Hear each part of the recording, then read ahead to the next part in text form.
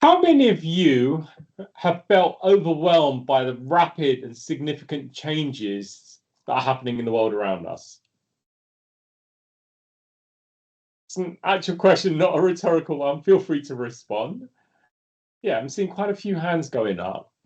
It really feels like the rate and pace of change has accelerated significantly over the last few years. In fact, if 4 or 5 years ago, I told you what was about to happen, the kind of world that we find ourselves in 4 years down the line, a lot of you wouldn't have believed me. And it feels like things are changing quicker and more rapidly than many of us can remember in our lifetimes. Now, here's the thing. Change is necessary, change is inevitable, but the part of it we need to focus on is the suffering is optional. We need change. Change is positive. That's how we grow. That's how we develop. That's how we move on. Not all change is positive, but it can present opportunities to do things better. And that's really what I want us to spend some time exploring today. How many of you would like to learn to embrace change so it doesn't become a challenge? It doesn't become something that holds us back. Okay, fantastic. Many of you. If that's the case, you are absolutely in the right place. But how many of you have not noticed that are changes that are happening in the world and are not necessarily interested in learning how to embrace change? And even if you have responded positively, yet you've found yourself in this session, thank you for being here. I'm hoping there are things either you can share from your perspective, or that there are things that may help you to better understand how other people might struggle with change, even if it's not something that's impacting you directly. In case you don't know who we are, my name is Neil Shah. I'm the Chief De-Stressing Officer at the Stress Management Society. We're a non-profit organization that's been around for 21 years now, since 2003. And we came into existence with a vision of creating a happier, healthier, more resilient world. And even though that's been our vision for 21 years, it feels like we are further away from that goal today than we were when we came into existence in 2003. And that's not through lack of effort. It just feels like the world is becoming more demanding, more challenging, more overwhelming day by day. So we've got probably more work to do today than we did when we came into existence in 2003, because that was pre-smartphone, pre-social media, pre-iPhone. And things were a little bit more simple then. So even though we have moved on in many aspects of society, when it comes to dealing with and navigating change and getting comfortable having uncomfortable conversations, we've still got some work to do. And that's really what I'd like to be able to utilize this space that we have, this hour we've got together, is just to start to gain a better understanding.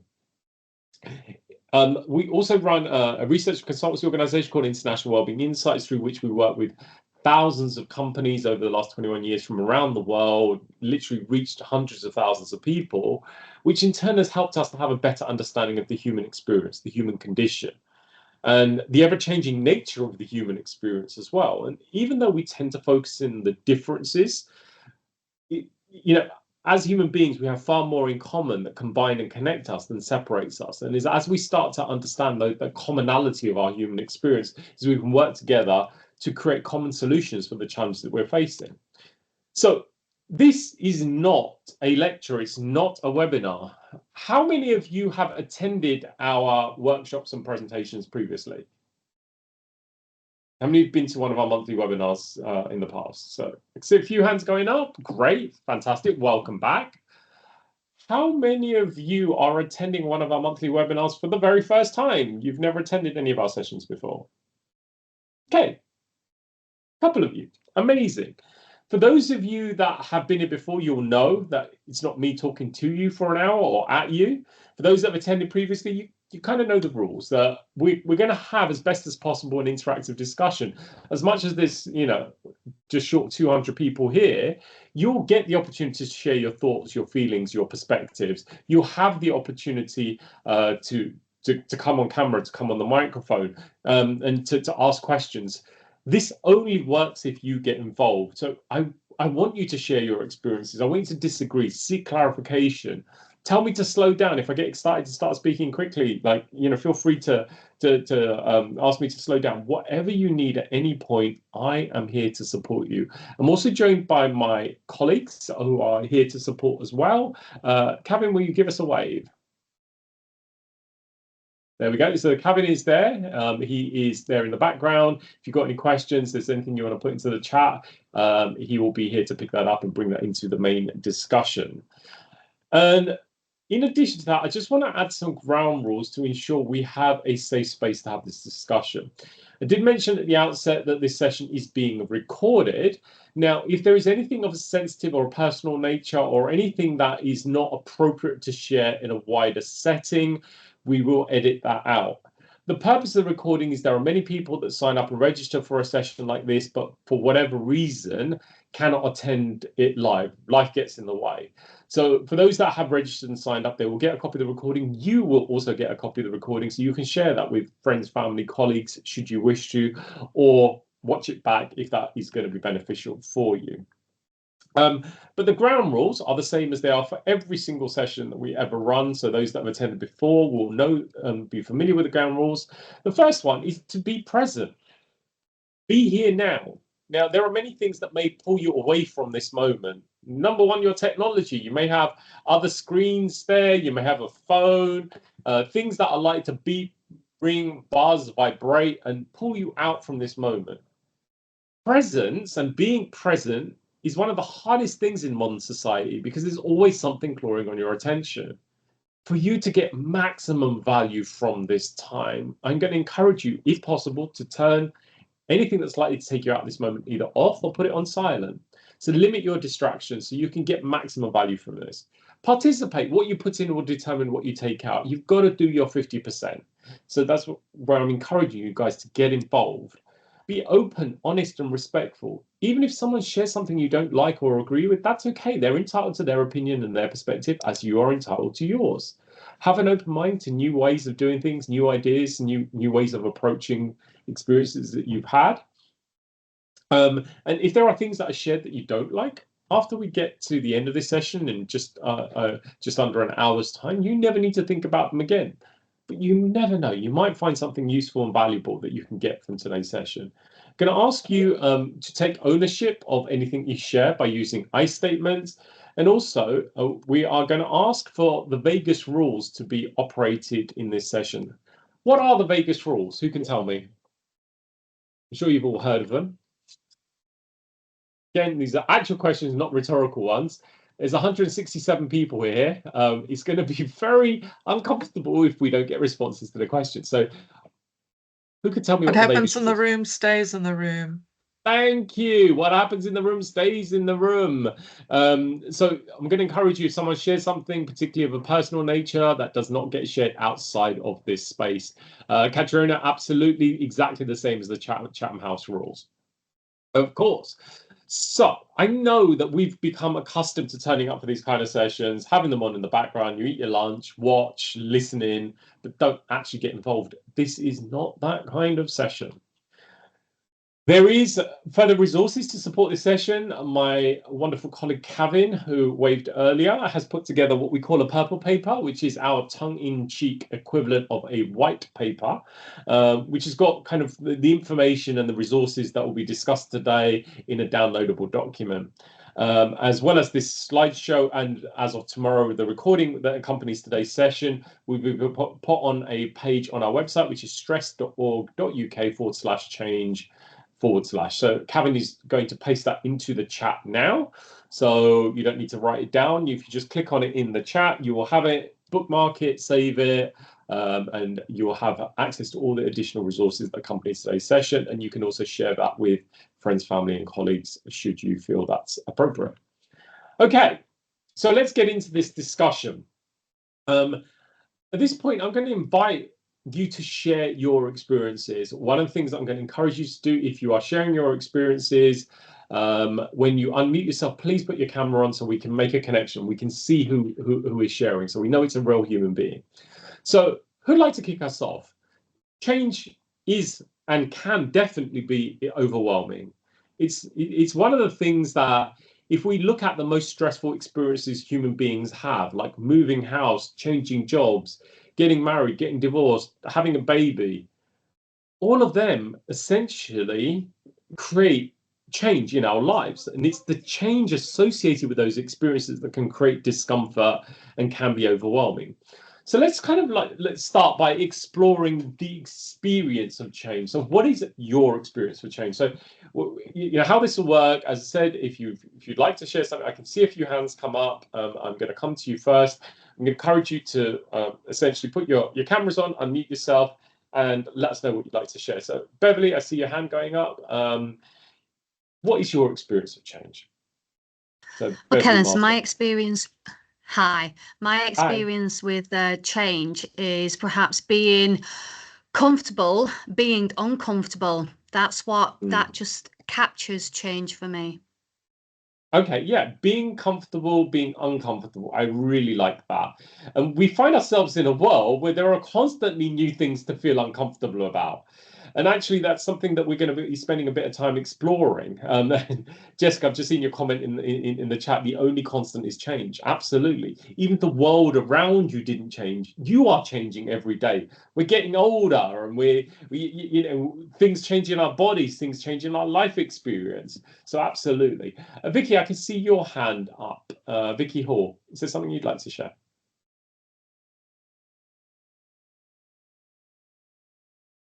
Hey, Vicky. Oh, you're on mute. Can't hear you. Sorry, apologies. Sorry, is that better?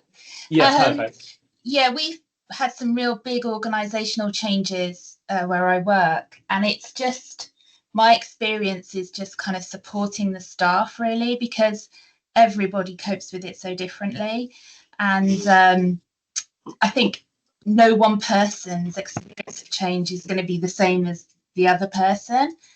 Cool. So yeah, it's just kind of acknowledging that change is coming and you have to adapt to it. Yeah, absolutely. It's not just changes coming for a few people, for all of us. The world around us is changing so rapidly with technological advancements, with all the weird and wonderful things that have happened in the world around us over the last few years. It doesn't look like that's going to let up anytime soon. So exactly as been said in the chat, we've got to get comfortable being uncomfortable. Change is a constant. The suffering bit is optional. And which is exactly as Vicky said, some people will go through a period of change and it will be extremely challenging and difficult. And other people will go through exactly the same experience and be able to take it in their stride. And this it's not nature, it's nurture. We can develop the ability to get better equipped to navigate change. So we will spend some time looking at that. Ruth Burgess, you've got your hand up, and then we've got Neil and then Johanna, and then we'll move on. So, Ruth, what would you like to share? Oh, we've lost Ruth. Johanna. Yes, I had to leave my job because I got rheumatoid arthritis and became disabled, having been very, very fit. And I just got used to all that and readapted my life and learnt to swim instead of running and climbing. When I got cancer during COVID, which is in remission now, but my drugs for my rheumatoid have now become, I don't know, people are aware there's a drug shortage generally nationwide. So I'm on a rapid cycling of change at the moment. So I'm having to be quite adaptive. Yeah. Firstly, Johanna, thank you for being open and vulnerable with your experiences, and obviously, particularly when it's those kind of changes to our health, to our well-being, to our bodies, and the level of ability we had starts to change, diminish, deteriorate. It can be really challenging, not just physically, but also emotionally, because there's kind of the grief of losing who we were as we become something else. And exactly as you said, is how we can adapt and push into an uncomfortable space to find a new space of comfort. But yeah, I really appreciate you sharing, and hopefully there's things that we'll cover today that will give you some perspective on that. Thank you. Emma Skip. Hi everyone. I think So my experience has been that, as we've all said, change is constant. But I think what's important to remember is there's always a choice. So change can often feel like it's imposed on you from the outside, and that's when sometimes it can be difficult or cause friction. So my experience has been when people say change is inevitable, you have to accept it. And I think, I don't. I've got a choice. I can accept something or I can not accept something. And all of those things, all of those choices that you make are going to have an impact on your life and your well-being. So you choose the changes to a certain extent that you're willing to accept. And I know that inevitability of technology and outside factors, but I think for me, one of the important things has always been to maintain an ability to make a choice. So yeah, that's been my experiences. So it's not necessarily choosing your battles, but you do still have choice, even though sometimes change can feel overwhelming. There are still choices that you can make. Yeah, and it's interesting, Emma. There is always a choice. It may be that we don't want to see that there is choice, but there is always a choice. And let's kind of, would you be comfortable playing with me on this notion for a moment? Yes. And just to kind of highlight this, because we will have an immediate reaction and response, right? But what we don't appreciate, we have chosen that response. And we're just playing, right? So this is just us having a bit of fun. There is nothing serious about in this scenario. Let's say, Emma, we're having this discussion. Out of nowhere, I just say to you, Emma, I've been running this organization for 21 years. I've spoken to hundreds of thousands of people. You are by far the most horrible, nasty, disgusting human being I've ever had the misfortune of having to spend some time talking to.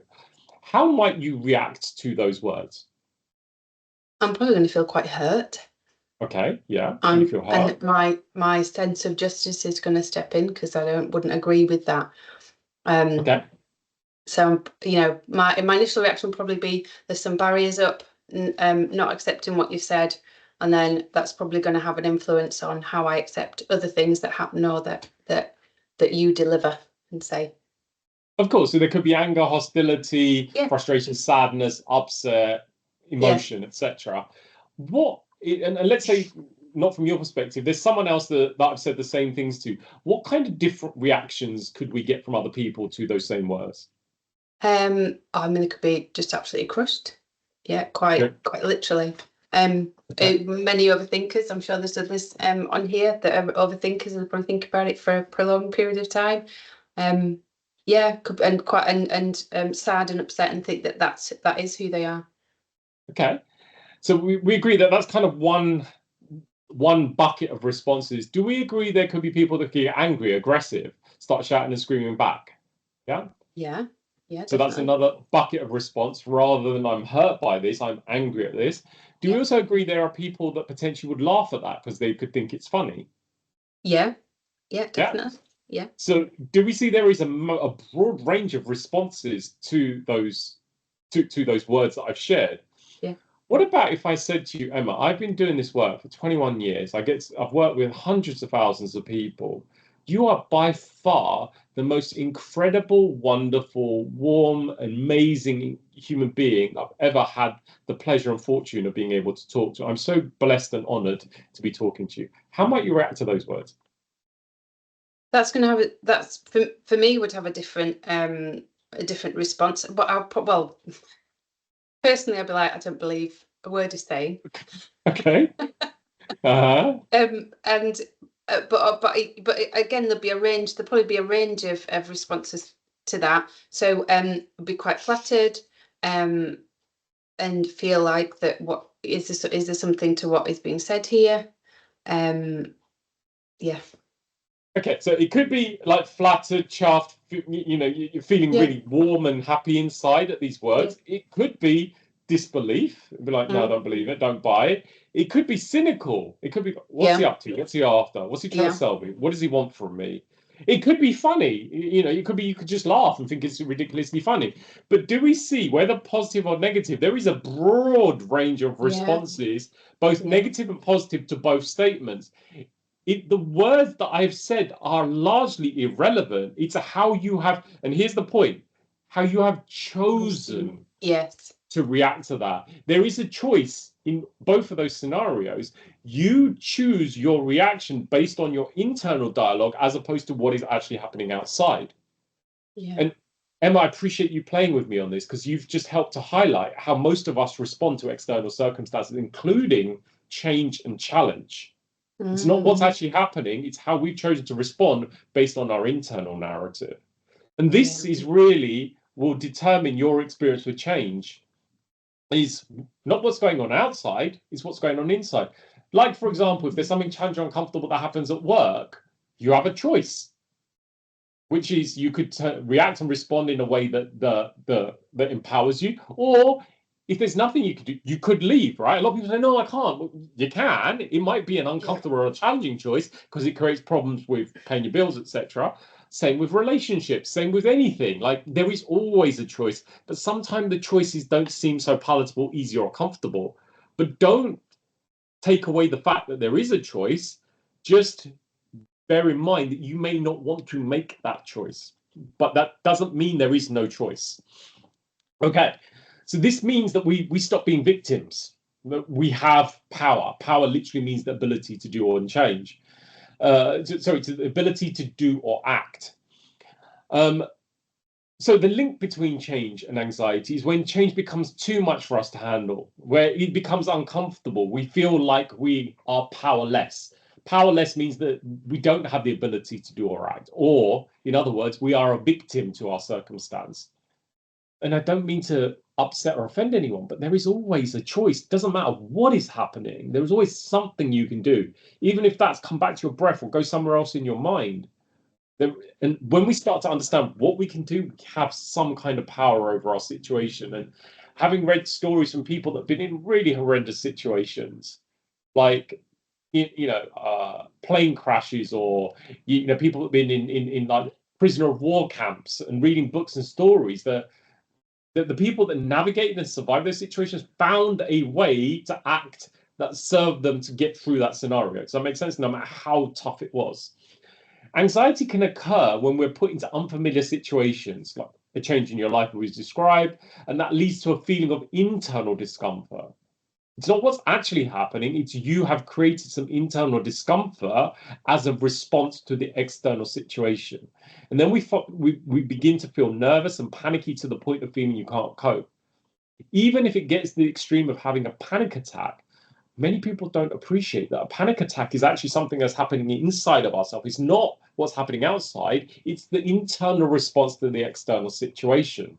And actually, the strategies to deal with panic attacks are to change the internal dialogue, not to change what's actually happening outside of ourselves. So this is really where what I want us to do is to explore a model. And it's what we call the comfort zone model. And the comfort zone is when you're in that peaceful, rested and digested state where, you're coping with things in life. There is nothing that's challenging you. Life is good. And then as we layer up, the next one is the fear zone. And the fear zone is kind of where you go into that kind of panic state. It's like, oh my God, something's happened. Driving along in the car. Like, for example, yesterday I'm driving home from work. My partner's with me, and we're just having a conversation. Everything's fine, and out of nowhere she screamed, and I went into the fear zone. I literally panicked, slammed on the brakes. I thought I was literally about to run over a dog or something. It's like, what's going on? And literally reacted in the moment. And essentially she thought she'd seen a spider in the car, and her scream was in response to seeing a spider. Mine was to go into fear, like I was about to run something or someone over, and slam on the brakes. The person behind me slammed on the horn, and they almost went into the back of me. But essentially, I had reacted from a place of fear. Does that make sense? Which was in response to someone else's reaction from a place of fear. Now, when we get outside the fear zone, that immediate instinctive reaction is where we go into the learning zone. And that's why we're stretching ourselves. I'm not saying it's easy or comfortable like it is in the comfort zone. We're stretched, but there's no discomfort. Actually, it kind of feels good. You're growing, you're stretching. It's kind of like when you're in the gym and you're doing some exercise, which there's a bit of discomfort, but you know you're growing as a result of this. It kind of feels good. It's that positive pain, so to speak. And then the final space is where it goes too far. You maybe stretch yourself too far and you go into panic. So let's kind of spend some time exploring these states, just so we can be sure that we fully understand what they actually mean, and how we can really sort of benefit from this model. So the comfort zone model is basically, it's a psychological model describing individual states of stress when engaging in activities, and how at a certain point of the journey, just the right amount of stress is beneficial in your performance. The right amount of this is known as the sweet spot. It's when it gets too much or there isn't enough, it can become challenging. So the comfort zone is where you start, you feel secure here, you feel comfortable, but there's not necessarily any growth. The fear zone is where change starts to occur, but you're not sure what this means. And you've got all of those negative sort of feelings, such as anxiety, uncertainty, fear, that start to well up. The learning zone is where you kind of come to terms with that initial fear response. And this is the sweet spot that we talked about previously, where the anxiety experience is channeled to allow us to embrace that change positively. It allows us to grow and to stretch that comfort zone, so we're better equipped and adapted to cope with whatever challenges and change we're experiencing. The panic zone happens when there is too much change happening or is too rapid, leading to a kind of an increase in stress and panic. It's like, for example, for those of you that remember the kind of the period where the pandemic started, and it just felt like thing after thing after thing. This new things happen, and there's lockdowns, and there's this, that, and the other, and every day it feels like there was a new level of change, and a lot of people went into that kind of panic. It was overwhelming. It's too much. We don't know what life is going to look like, and how this is going to impact us. So the comfort zone is that place of rest, digest, integrating our experience. Is a super important part of our growth. This is where we're in a calm state, and this is where we should be returning to as often as possible. Sadly, a lot of us have spent so long, and we're so far away from our comfort zone, we don't even remember what it's like. We're constantly in a state of being stretched, of being panicked and fearful of what the next thing means. And just as we get comfortable with the way things are, something else happens. And it feels like, and how many of you can relate to this? It feels like we've gone from one crisis to another. It was the pandemic, and it was the energy crisis, the cost of living crisis, and then war in Europe, and then war in the Middle East. And for those of you in the UK, a few weeks ago, we got like rioting in our streets, and it just feels constant and never ending. You never get to return to the comfort zone, because something new happens before you've got accustomed to the last thing that happened. So here's a question. What do you, for those of you that can remember, what do you typically experience when you're in the comfort zone? And what do you do to get into your comfort zone? So these are actual questions. I'd really love to hear from you. So what is your experience in the comfort zone, and how do you start to navigate back into your comfort zone? Who'd like to share?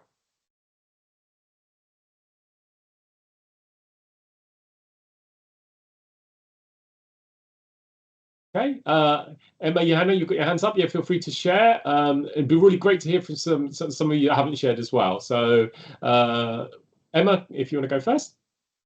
Well, I mean, this is like how I do my reset. So if I've been at work and various things, so I just tend to, I struggle with this bit, but I do try and sort of interact with my kids. That's one of the ways that I try and get back into the comfort zone. So we're just playing, almost enjoying being around each other, family time, that sort of thing, where I'm not on I've got to do something and achieve something.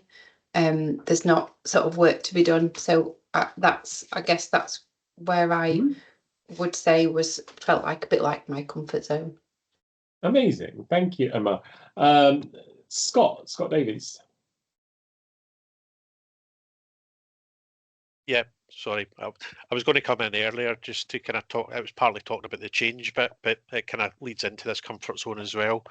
A lot of anxiety and the spiraling in my stomach and panic is kind of experienced because of loss.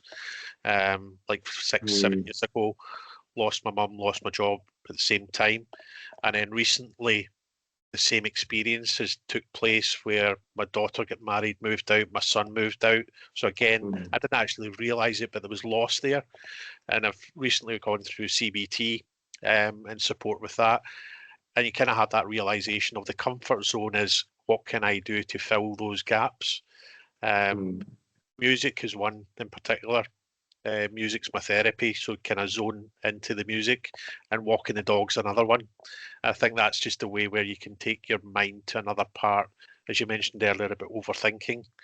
If you just sit in one place and you just look around and you just think about loss and you think about everything that's going on and you start overthinking, overanalyzing, you just cause that spiral and cause that anxiety, and it just grows and grows and grows, and before you know it, you're experiencing panic. So I think it's just trying to take yourself out of that situation, and I believe what I've been kind of supported with is to try and say that you don't have to be in control of the situation, and to understand how to kind of deal with it. The other bit is Sarah, which you probably heard about before, is how you react to change. So it's that shock, anger, reaction, reflection, accept, and help, and it's kind of going down that spiral. So I kind of use that where I can, where possible. Thank you, Scott. Yeah, absolutely. I totally agree with that. Sarah Ryan. Then we go to Johanna. Hi, yeah. Sorry, I think for me, I can get into the comfort zone. So I do things like walk the dog or just even lie on the bed and listen to music. But when I'm in the comfort zone, even if I'm enjoying it, I do feel a bit guilty, like, oh, I should be doing this or I should be doing that. So that's the issue is for me is just trying to kind of feel like when I'm in that zone that I can take that time and it's okay.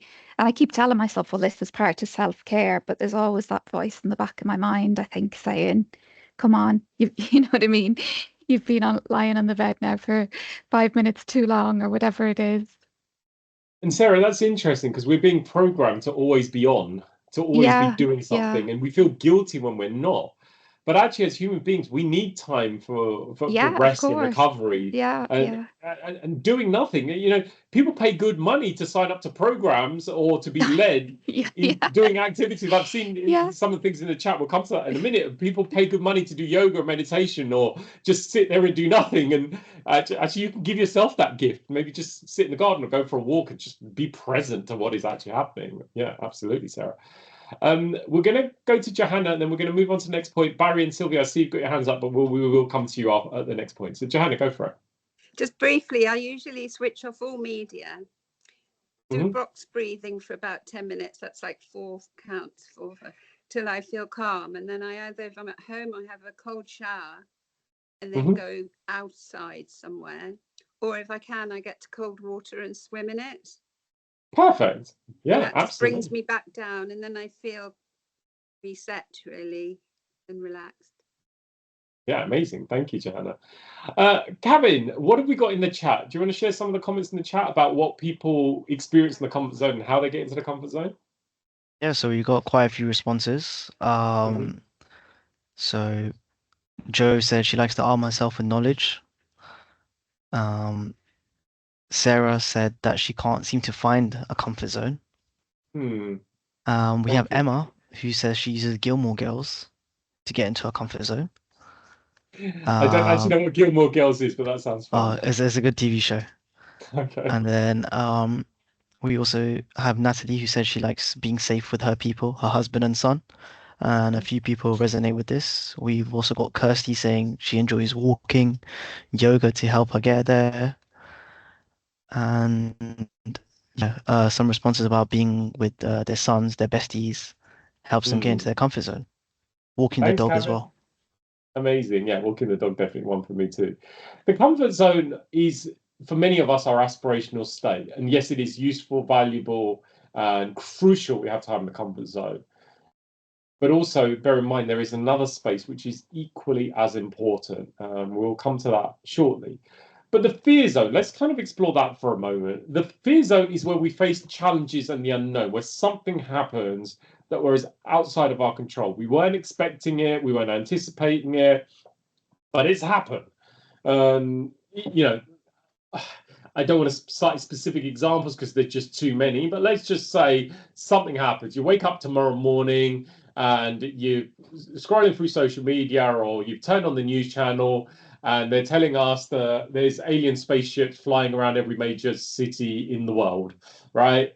What would be our reaction? We don't know the intention of these aliens. Right? This is a ridiculous hypothetical example. However, based on the trajectory of the last 4 years, it's not that beyond the realms of reality, particularly given the US government recently had a Senate committee hearing talking about declassifying all the information they've got on UAP. So it's no longer science fiction, it's actually happening. We've got people in positions of authority talking about these things. So it's happened, right? We've woken up to this news. The fear zone is we're now facing an unknown challenge, something completely out of our realms of understanding. Though it's uncomfortable, there is an opportunity here to grow, to build resilience and self-confidence. So as much as it's not desired, it does create opportunities. So let's just kind of start by exploring this. What pushes you from your comfort zone into the fear zone? What kind of examples or experiences have you had that you're comfortable to share in today's call that have pushed you out? You're in your comfortable state, everything's fine, and then something's caused that reaction, that initial fear panic reaction. And what do you experience when you're in the fear zone? What kind of things happen for you? So who'd like to share, just so we can start mapping the journey that we take? So Cassie, go for it. When someone says, can I have a chat?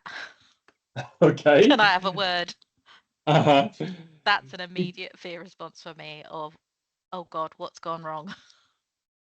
That's interesting, because I resonate with that. If someone says to me, particularly because of some of the things that have happened over the last few years, and also because of the field that I work in, when someone says to me, can I have a chat? I know I shouldn't, but my immediate, instinctive, organic reaction is, oh no, what's happened? It shouldn't be that way. And I will quickly try and bring myself back to, it might absolutely be fine. It could be a positive thing, right? But because I've had more experiences where someone's approached me to say, can I have a chat? And it's led to either they're struggling or they're giving me a piece of information that's going to be a difficult thing to navigate, I'm primed for that response. When you have that reaction, when you hear those words, what happens for you, Cassie? What is your experience? Oh, it's like cold washes over you and just panic. Okay, so a cold shiver, maybe some panic, yeah. Mm-hmm. And what else? My approach then is to dive in. Let's do it. Let's do it now. Let's find out what's going on. Yeah. And is that because you want to solve it, or is it because you just want to get over and done with, because otherwise it's going to weigh on you? It's probably to get it out of the way. Yeah, because I will worry until I know. Yeah, absolutely. And again, I concur. I'm exactly the same. If someone says, "Oh, I need to have a chat," but then there's like a time delay between when that statement's been made and when the chat happens, you could go into catastrophic thinking. You're like, "What do I want to talk about? What's gone wrong? What's the problem?" kind of thing. If that makes sense, and rather I'd just deal with it now, because otherwise, as Mahatma Gandhi said, 90% of the things that you worry about never come to pass. You could spend a lot of time, energy worrying about something, and they could just turn up and say, yeah, I just wanted to talk to you about planning a surprise party for the community, or something ridiculous like that. And you spent all this time worrying that it was something really, really bad. So I get that. Okay, perfect. Barry, you've got your hands up as well. Thank you, Cassie, for sharing. Barry, what would you like to share? I was actually just going to echo exactly what Cassie said. That's one of my fears as well. When someone says, "Yeah, we need to talk," is another one, isn't it? That's and that's when the fear hits. And yeah, if someone said, "Oh, let's have a chat," and then they say, "Oh, we'll catch up next week," so then that gives me a whole week to worry about what they want to talk about, and I instantly think I've done something wrong. Constantly. So I never think, "Oh, well, actually, no, might want to talk about something," etc., etc. But I instantly think, "Yep, what have I done wrong? Have I done something wrong?" And then I will spend all that whole week going over what I think I might have done wrong, and yeah, I get in this spiral of madness. Yeah, it just does my head in. Barry, that's known as catastrophic thinking. Is it really? What's the reason? It's basically, even though there is not necessarily anything that's gone wrong, we don't know yet. Your mind will automatically explore every possible eventuality that is a negative. we're not sitting there thinking, oh, they want to have a chat because they want to give me a pay rise, or Yes, absolutely, yeah. you know that they want to tell me what an incredible, wonderful human being I am. What do you think is the reason that many of us are likely to resort to catastrophic thinking? Do you know? I don't know. I've sort of analysed it myself. I mean, I guess I think probably from like my childhood, my father wasn't very supportive, and he'd always say it kind of always put you down, sort of say, you know, completely pointless and unhelpful things like you'll never amount to anything. So I think possibly I've carried that through into the future. So when someone says like that, I then instant doubts come straight to my mind. I'm thinking, yeah, you know, I think possibly for me that's probably where it could have come from. Absolutely. But in addition to that, Barry, it's not just you, that many of us feel this way because, for example, overwhelmingly, when you watch the news or read the newspapers or even now scrolling through social media, is a lot of the information you're exposed to going to uplift you, make you feel positive, happy and amazed about the world that we find ourselves in? No, it's going to have the opposite effect, isn't it? Yeah. Yeah. Because it's all doom and gloom, isn't it? So would you agree over time that starts to program you to expect the worst and to look at the world as a place filled with doom and gloom, death, disaster, disease and destruction? Yeah, definitely. Yeah, I can see that. Yeah. But Barry, do you believe that to be true? Is the world filled with doom, death, devastation and destruction? Not necessarily, but it's what's reported, isn't it? So we're bombarded with that all the time. So we instantly think that's how the world is. But again, they're the stories that are being promoted on TV. Where no, I think generally, the world is a good place, and I think people are good on the majority. Yeah. But so there was sorry, go ahead. No, I was going to say you're absolutely right. We're bombarded by that on the TV, on papers, etc., etc. We're getting all this information. So yeah, that's how our mind probably absorbs that information. That's how we think. Yeah. Of course, and as much as we've been programmed that way, it's not true.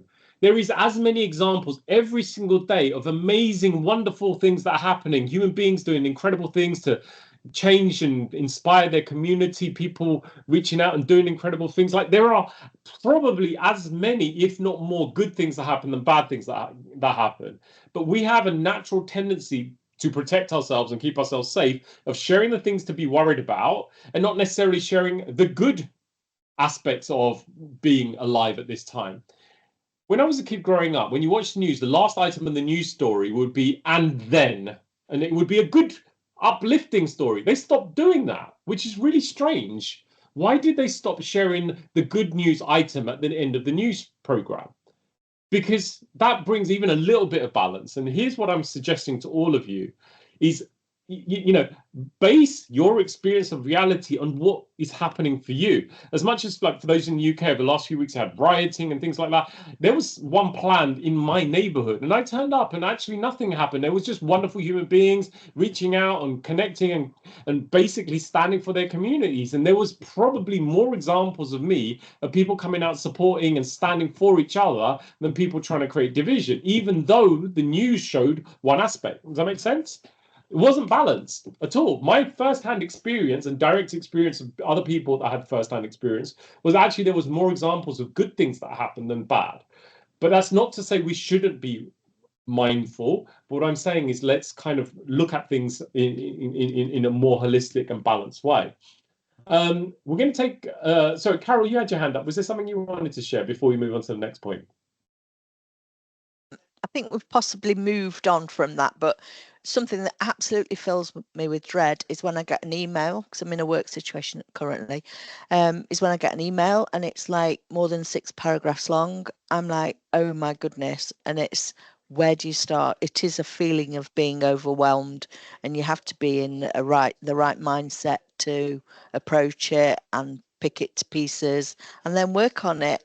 And often once you've slowly picked it to pieces, it wasn't that bad anyway, and there are only a couple of things that you might have to action. So yeah, the initial response, that fight, flight, or big emails. Carol, I agree. Sometimes not sometimes, most of the time, things are bigger in your mind than they actually are. We've made that monster so much bigger in our minds than it actually is, and that sometimes puts us in a state where we are frozen into not being able to take appropriate action. And this is really where, for me, this is a nice lead into the learning zone. Susan and Mohammed, I see your hands up. I will come to you. Let's just kind of get into this, and I'd really love to hear your points as well. So learning zone is where we're facing those challenges. You've got that 6-line email. That thing has happened. The challenge is being experienced, but we find a way to channel our reaction to that to promote growth. We're still stressed, but we are able to use this as a way to like consider, how can I navigate this? You're asking different questions of yourself. You're not looking at this as a negative. It's more, here's the problem. I'm not focused on the problem. I'm considering, how do I solve, resolve, or move forward from this? Our system is activated. You're ready, alert, but you're not overwhelmed. You've not gone into panic or fear. What does this look and feel like when you're in the learning zone? What do you experience, and what do you enjoy about pushing your boundaries and growing as a person? Because ultimately, we've only arrived to this point in our lives because we've had to push through boundaries. If you are here listening to this session and able to engage in conversation, at some point you did something that was difficult, challenging, and uncomfortable, and you kept doing it until it became something you do without even thinking about it, like talking. If you can walk, again, you learned that. You spent time and effort. It was uncomfortable. You fell down. You didn't give up and say, oh, I'm just not a walker. I'm going to not bother doing this. You kept pushing yourself in that uncomfortable learning zone until it just became your comfort zone. Anything you experience in your comfort zone, you had to learn to navigate to that point. Does that make sense? So, Susan, is there anything that you've got to share either about the previous point or what we're talking about now? Or if it's about the previous point, maybe you can bridge it to your learning zone.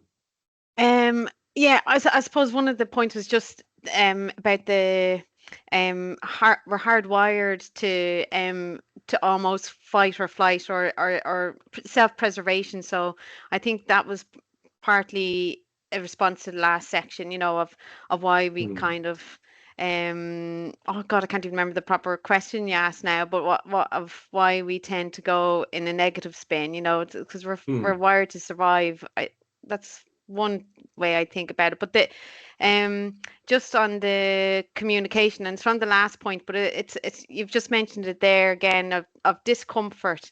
And I think it's so important to have discomfort to be able to learn, because if everything is too comfortable all the time, we kind of get stuck. And I was just curious, actually, I wanted to ask you a question about two people raised a point about when somebody sends a message saying, can we have a chat?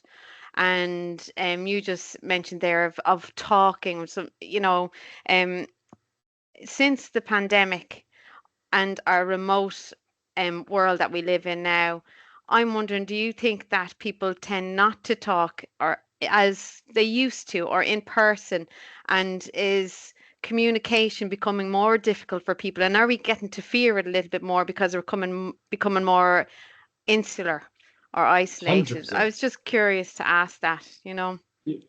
Susan, you're absolutely right. Where do you live, Susan? If Dublin. You don't mind me asking. Dublin. Okay. Yeah. So I live in London. London recently won an award. I don't make this up. You can look it up for yourself. Award I'm really not proud of. London was voted as the loneliest city on the planet. There's 9 million people that live in London.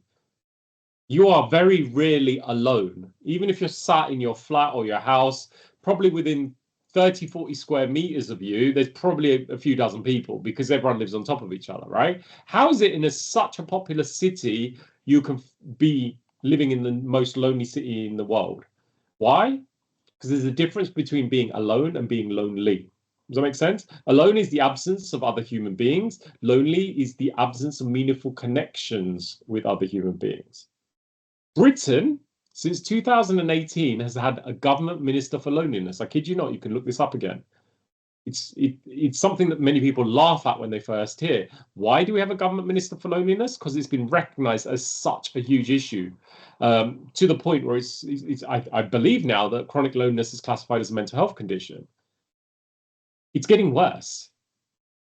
Not just in the UK, not just in London, and I'm sure, you know, big cities like Dublin, Paris, you know, Amsterdam, New York, Paris, etc., etc. It's the same, because the busier our lives are, the more pressure we face, the more we are likely to become instant. And now, post-pandemic, most of our conversations, particularly work conversations, tend to be technical, functional, operational discussions, right?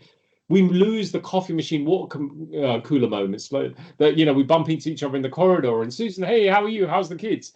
How's your football team doing? Your basketball team, whatever. But I'm able to connect with you as a human being rather than just straight down to business. And actually, as human beings, we need that social interaction. It's, for me, as if not more important than the actual technical, functional, operational discussions. Life can't be reduced to that. Yeah, I think for me, I work in occupational health in a large company, and I think since over the last few years, I feel like that separation and isolation, a fast forward button has been pressed on it, and you really see it. And I think that connection and communication, people learning how to connect and communicate with each other, it's just disintegrating nearly, and it's really important to try to learn new ways to hold on to those, you know, relationships, you know, and communities, I suppose. But anyway, yeah, sorry. And it's interesting, Susan, we're having this conversation while we're in the learning zone. We have to relearn how to function in this post-pandemic, you know, Zoom, Teams, Skype world where a lot of our interactions are virtual. The very fact that we've got so comfortable, how many people are here, and forgive me, I'm not calling you out, I'm not trying to make you feel uncomfortable, but I did flag up that we're trying to have an open interactive discussion. Please put your cameras on. And yeah, hardly anyone's got their cameras on. Why? Because we don't need to show up. Now, I don't know if you're actually here. If you're actually paying attention, are you eating your lunch? Are you doing something else? Are you dressed? You know, you can't turn up to an actual in-person meeting and turn your camera off because there is no camera. So it means that we have access to a hell of a lot less information about the people with us. And are they really even there? Are they actually present with us? And that makes it less safe for me. For those who've got your cameras on, it's not as safe for you talking to someone that is initials on a screen. Does that make sense? And again, I'm not saying this to make anyone feel uncomfortable. I'm highlighting the point that this is the world that we've arrived in. Can you see how people are feeling disconnected, isolated, and lonely? We don't connect as human beings. Even if you've got your cameras on, I've only got a window into your life, but at least I can see facial expressions, body language, etc. So these are the kind of things I think is really worth us exploring, because if you spend long enough in that space, even though that you might find that you're pushing those boundaries and you're doing your best to get comfortable being uncomfortable, you're trying to learn and adapt to this new space.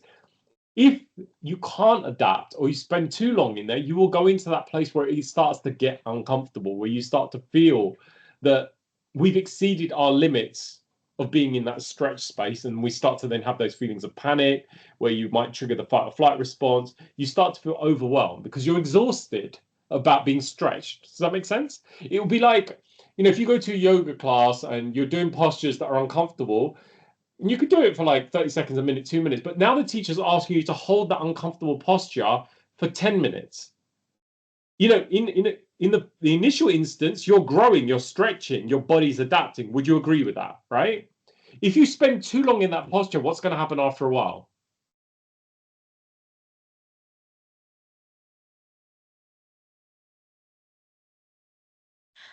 I It starts to teach hurt. this, It's so gonna it's hurt. painful. Yeah. It's gonna hurt, right? And you potentially might do an injury. You might pull a muscle or, you know, pop a joint out or something like that. You cannot overstretch yourself, and that's when we go into what in this model is described as the panic zone. Mohammed, you had something to share. What would you like to share? So, Mohammed Aminata. Okay, we'll come back to Mohammed if he's got something to share. Beth, go for it. What is your thoughts around this? Nothing to share. Yeah, I was. Oh, sorry, Mohammed. Are you speaking? It's not Mohammed. It's Aminata Mohammed. Sorry. Yeah, okay, perfect. No worries. Thank you. Apologies for that. Beth. Yeah, I was just going to say, when I am feeling overwhelmed, one way I cope is by making lists of the things I've got to do, and then I can feel like I'm achieving something by ticking things off the list, and it feels like I've got a little bit more control than I had before. Absolutely. Now, this state where we feel overwhelmed, can't always necessarily think clearly. We can't make good decisions. So actually getting it out of your head, maybe even put it onto a journal, can be really, really useful. But just bear in mind that don't spend too long in the stretch zone. You're designed to go in there to do what's necessary to increase your comfort zone, but then to be able to come back into that more rested and digested state. Because once you get into that panic zone is when we can feel overwhelmed. So, ask yourself, what do you experience? How will you recognize when you're in the panic zone? What kind of things are likely to push you towards the panic zone? Has anyone got anything that I'd like to share around your experience of the panic zone and the things that have happened in your lives that have pushed you to that state? If you come in through the door, walk straight ahead and then follow the corridor round.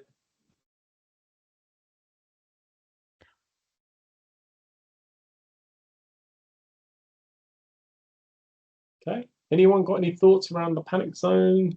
I think when you don't have a solution or it's a new experience that you've no